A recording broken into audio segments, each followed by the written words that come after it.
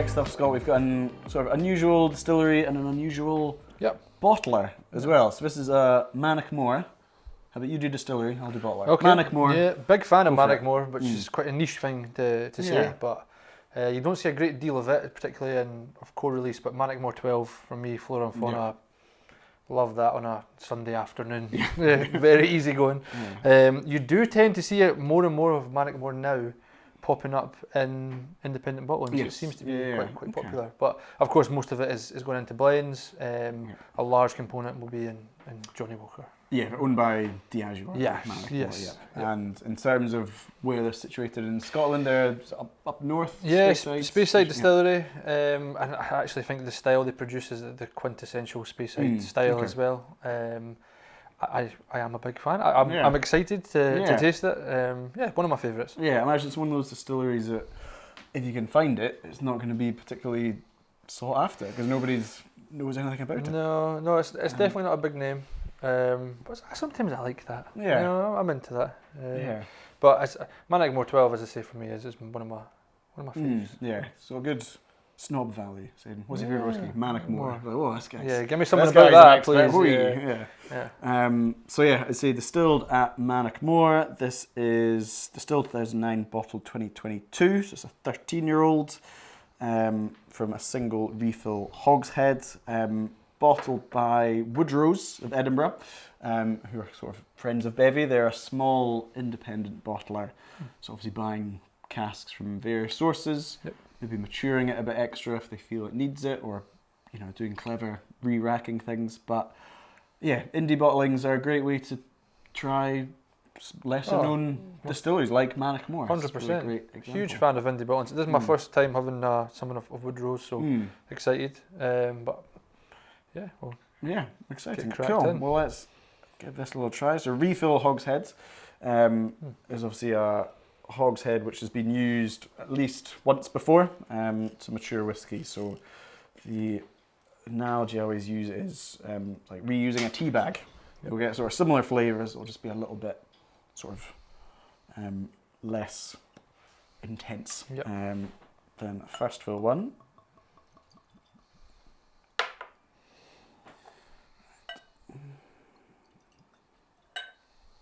Thank you.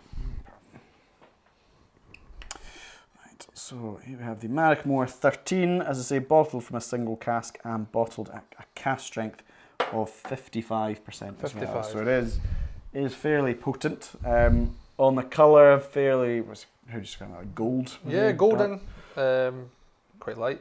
Yeah, it's kind of what you'd expect from a refill hogshead that's been used for a decent amount of time, which we know is the case. On the nose, I think, how does this compare to the 12-year-old Flora and Fauna? Slightly, it's not as. For me, Mannochmore always has a real creaminess to it that comes through, and that is there, but perhaps not to the extent of the 12. Off the top of my head, I believe the 12 is bottled at 43%. Yes, 40 or 43, I think. Yeah. But this is. I've got more citrus, lemon citrusness. It's very kind of grassy. It's like being in a meadow or something. It's very clean. It's not heavy. It's not you get some like a dirty whiskey. Yeah. This is quite fresh and quite easygoing. If you gave that to me, I would actually never guess that was 55%. Might be a testament to how much whiskey I drink, but it doesn't. It's not overpowering me. Yeah. I thought you were going to say I'd never be able to identify that blind as a Mannochmore. Probably not either. As a niche skill. Probably not either. Yeah. But there is an underlying creaminess that I am I don't know, comfort that you could definitely pick out that that's a Speyside. Yes, yeah. I think you can understand why Mannochmore would be perfect in blends because it's quality, but it's not going to dominate. It's not going to lose a blend's balance. A spot on actually.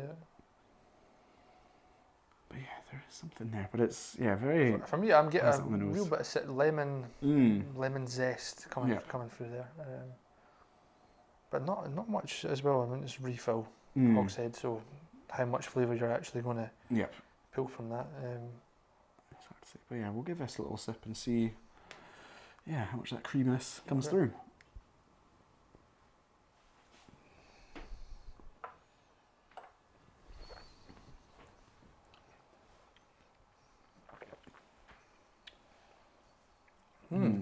Yeah, pleasant. It's very that citrusiness you mentioned. It's like a lemon cheesecake or something. It's very sweet without being too sweet. It's just slightly dry, but I actually get a slight bit of almost aniseed, which not overpowering aniseed, but it's slightly there in the background.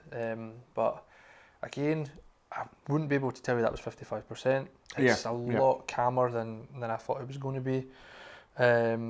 Perhaps that's a testament to Mannochmore or Woodrow's. Who knows? Who knows? But it's very, very pleasant. Yeah, it's a lovely drink. I think it's the sort of thing that, even though it is such a lesser known distillery, I think even those who are sort of within the whiskey space, they probably know Mannochmore as the distillery that produces Lochdew, the black whiskey, which not is the same colour as that. No, genuinely black in colour, and is kind of widely regarded to be one of the worst whiskies ever created, which probably isn't the sort of connection Mannochmore want.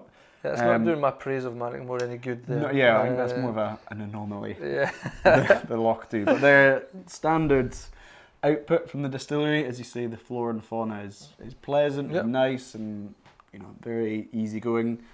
This, with it being at cask strength, just gives it an extra oomph, but still very, very drinkable. I don't feel like I'm rushing to add water to it. Very even at 55%, very enjoyable. It's actually on the nose when I thought it was going to be quite light, but it's actually slightly fatty when you're drinking it on the palate. I'm happy with that. This hasn't upset my. I was excited. I'm a big fan of Mannochmore. I think that's a very nice nice dram.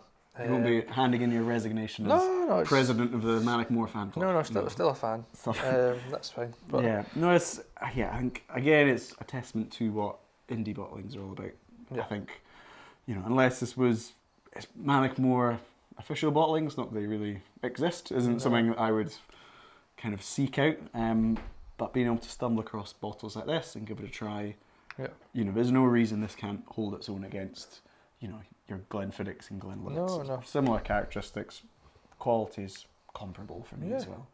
Good way to just taste some quite decent liquid from other distilleries as well. So no, good stuff. And thanks for introducing me to Mannochmore. First of many.